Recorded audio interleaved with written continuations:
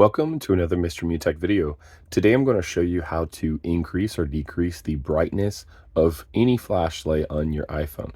So if you've noticed that your flashlight is a little bit dim, I'm going to show you how you can brighten that today. So the first thing that we want to do is simply go ahead and pull down at the top of our iPhone to reveal the control center. So if you pull down on the top right, you should be able to see the control center, and then from there you will see a little icon for the flashlight. So if you just simply tap on the flashlight, obviously it turns on, and then if you tap it again, it turns off.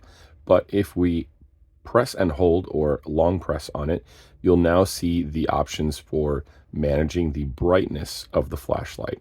And all we need to simply do is go ahead and tap the desired level of brightness.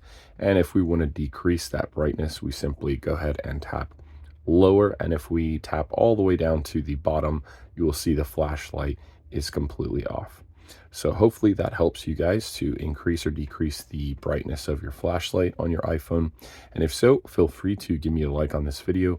Thank you so much for watching and have an amazing day.